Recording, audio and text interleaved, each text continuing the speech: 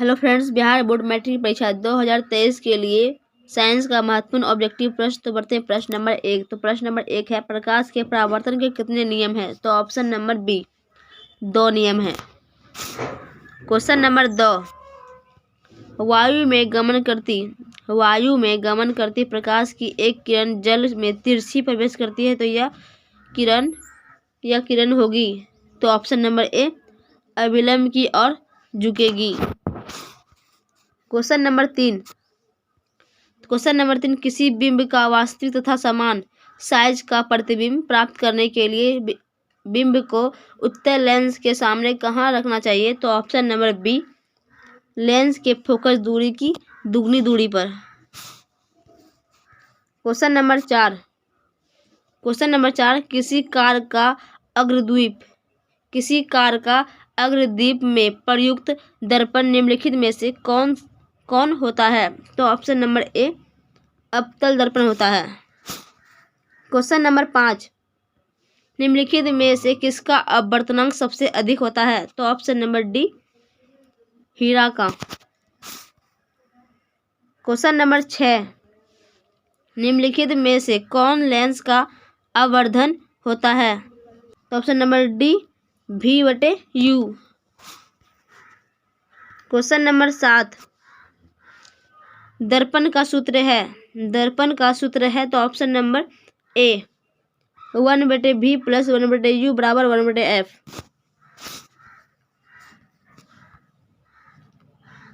Question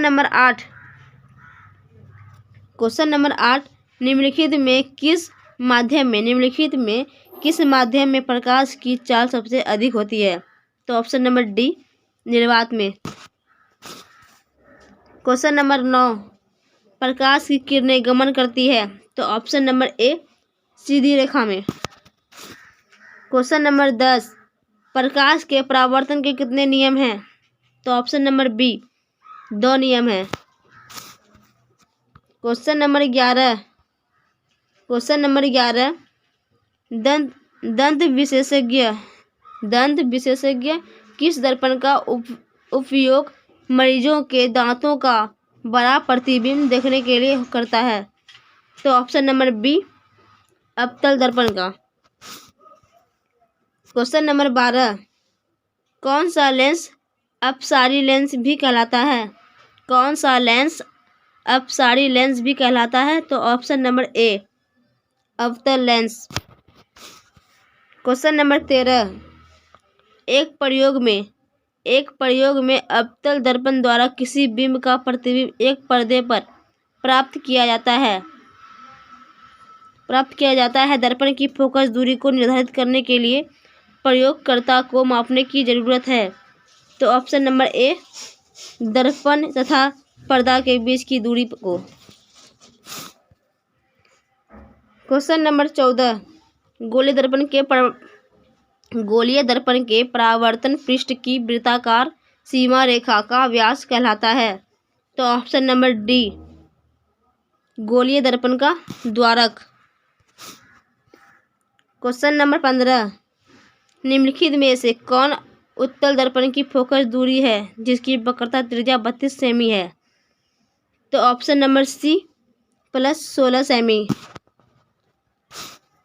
question number 16, यदि किसी बिंब का प्रतिबिंब का आवर्धन ऋणात्मक है तो उस प्रतिबिंब की प्रकृति क्या होगी? तो ऑप्शन नंबर ए वास्तविक एवं उल्टा। क्वेश्चन नंबर 17, निम्न में से किस लेंस की फोकस दूरी धनात्मक होती है? तो ऑप्शन नंबर बी उत्तल लेंस की। क्वेश्चन नंबर 18, किस दर्पण का उपयोग सामान्यतः वाहनों का पश्च दृश्य दर्पणों के रूप में किया जाता है? तो ऑप्शन नंबर सी उत्तल दर्पण का। क्वेश्चन नंबर 19, नई कार्तीय चिन्ह परिपाटी के अनुसार दर्पण के सामने रखे गए बिंब दूरी ली जाती है। तो ऑप्शन नंबर बी ऋणात्मक। क्वेश्चन नंबर 20, टिंडल प्रभाव प्रकाश की कौन सी परिघटना को प्रदर्शित करता है? तो ऑप्शन नंबर डी, प्रकाश का प्रकीर्णन। क्वेश्चन नंबर 21, निम्न में से किस माध्यम में प्रकाश की चाल अधिकतम है? तो ऑप्शन नंबर ए, हवा में। क्वेश्चन नंबर 22, किसी लेंस द्वारा उत्पन्न आवर्धन का SI मात्रक क्या है? तो ऑप्शन नंबर डी, मात्रक विहीन। क्वेश्चन नंबर 23, प्रकाश स्रोत के सामने एक हरी रंग की छड़ी को खड़ा कर रख देने पर उसकी छाया कैसी होगी? तो ऑप्शन नंबर सी, काली रंग की। क्वेश्चन नंबर 24, किसी प्रकाश स्रोत के सामने एक रुकावट रख देने पर बनती है? तो ऑप्शन नंबर डी, ए और बी दोनों, यानी छाया उपछाया दोनों। क्वेश्चन नंबर 25, प्रकाश स्रोत के सामने एक गेंद को रखने पर उसकी छाया कैसी बनती है? तो ऑप्शन नंबर बी, वृत्ताकार। क्वेश्चन नंबर 26, दृष्टि के भौतिक अनुभूति को कहा जाता है? तो ऑप्शन नंबर ए, प्रकाश। क्वेश्चन नंबर 27, प्रकाश एक रूप है। तो ऑप्शन नंबर बी, ऊर्जा का। क्वेश्चन नंबर 28, शीशा या कांच किस प्रकार का माध्यम है? तो ऑप्शन नंबर ए, प्रकाशिक। क्वेश्चन नंबर 29, कांच की सिल्ली से पार करने वाली प्रकाश किरण में पैदा होता है। क्वेश्चन नंबर 29, कांच की सिल्ली से पार करने वाली प्रकाश किरण में पैदा होता है। तो ऑप्शन नंबर बी, पार्श्व विस्थापन। क्वेश्चन नंबर 30, सर्च लाइट का परावर्तक सतह होता है। तो ऑप्शन नंबर बी, अवतल। क्वेश्चन नंबर 31, निर्वात में प्रकाश की चाल क्या होती है? तो ऑप्शन नंबर ए, 3 × 10⁸ मीटर प्रति सेकेंड।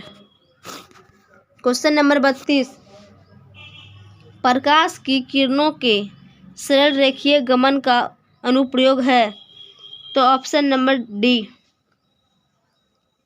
ए, यानी कि दोनों, सूर्य ग्रहण में और चंद्र ग्रहण में।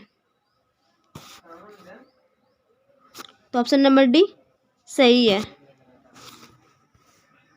क्वेश्चन नंबर 33, किसी वस्तु की छाया तभी बन सकता है जब प्रकाश की किरणें गमन करेगी।